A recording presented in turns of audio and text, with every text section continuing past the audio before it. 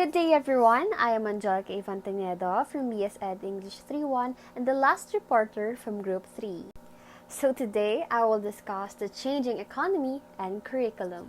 With the beginning of the 20th century, the Industrial Revolution brought about drastic changes in the economy of many countries.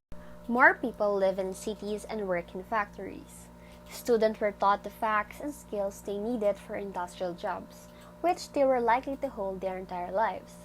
Students were sorted by grades and sat in straight rows, with a teacher at the front of the classroom in control of learning. The curriculum was compartmentalized and taught in separated bits and pieces that is similar to the way that work is completed on an assembly line.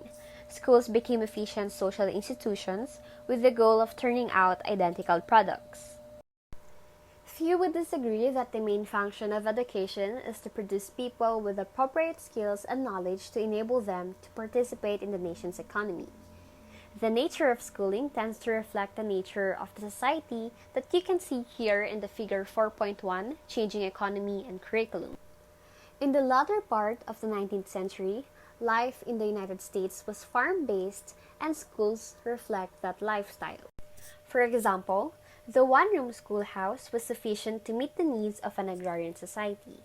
Schools started late and ended early in the day to allow time for students to help their families with farm work. School dismissed entirely during the summer so that children could help their parents in the field. Education was primarily didactic and learning was less book-based than it is today. It was largely controlled by the teacher and education is more focused predominantly on basic skills. Teachers taught reading, writing, and arithmetic to complement the skills students learn outside school. The appearance in the early 70s of the microprocessors and explosive growth of networking and information technologies in the 80s and 90s witnessed the growth of the knowledge economy. So now, multimedia innovations and the growth of the internet have transformed our ability to access information. Without doubt, in the post-industrial or information society, a new curriculum will be needed. It is envisioned that in the new model, education will be more personalized. In other words, education will be more differentiated to meet each student's learning requirements. And now, students will be challenged with higher expectations of learning and encouraged to think critically and creatively as they solve problems.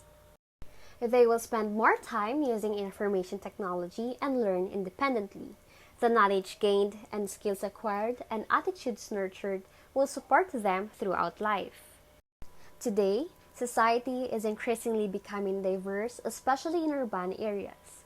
Societies are becoming more multicultural, multi-ethnic, and multi-religious, and it is important that curriculum understands and reflects these changes. So now, let's talk about cultural diversity and school. The complexion of our students is changing from one color to various shades of color, and this adding of color and cultural diversity will continue into the foreseeable future stated by Arnstein and Hankins. As the world moves towards becoming a global village, society will become even more diverse with people bringing in new values, new languages, and a new way of life. Addressing diversity in the curriculum will continue to be a challenge for educators. It is a task that will at times be politically sensitive. One concept that has interested educators is assimilation or integration of the diverse groups. In the 60s and 70s, the melting pot approach was adopted in some countries in an attempt to assimilate people of different cultural and ethnic and religious backgrounds. This approach has been proven to be less successful in assimilating people and has been replaced by the salad bowl approach. Salad bowl approach is a framework in which groups show respect and tolerance of each other, coexist, and interact without conflict. Power and decision-making is shared, leading to more widespread participation and greater feeling of commitment from society members. Some of you might be asking, how should curriculum address cultural diversity or pluralism? According to Sean, it may be necessary to have different programmers, different pedagogical approaches, flexible curriculum, and even varied educational environments to address the needs of all students. No society can afford to socially or economically marginalize any student, and the curriculum must nurture students to become active participants in the dynamic and emerging society.